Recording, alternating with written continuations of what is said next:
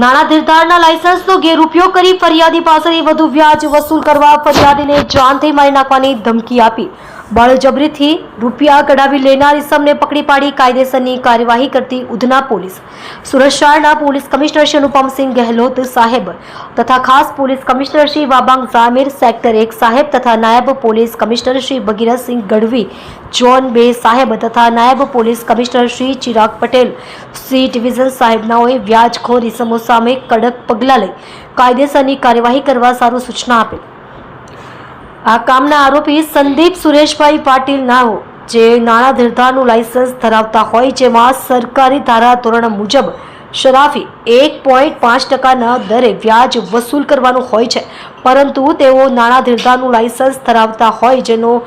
ગેરઉપયોગ કરતા હોય. આ કામના ફરિયાદીની પત્ની બીમાર હોય જેથી સન 2022 માર્ચ મહિનામાં આરોપી સંદીપ સુરેશભાઈ પાટીલ નાઓની પાસેથી રૂપિયા 20,000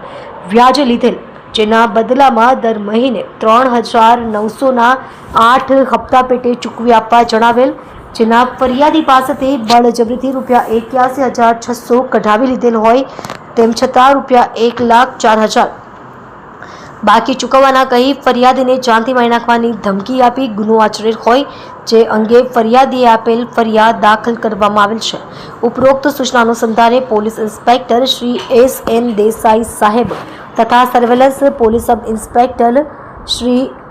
M.K. ઈશરાણી સાહેબનાઓના માર્ગદર્શન હેઠળ સર્વેલન્સ સ્ટાફના હેડ કોન્સ્ટેબલ કમલેશભાઈ લીલાભાઈ તથા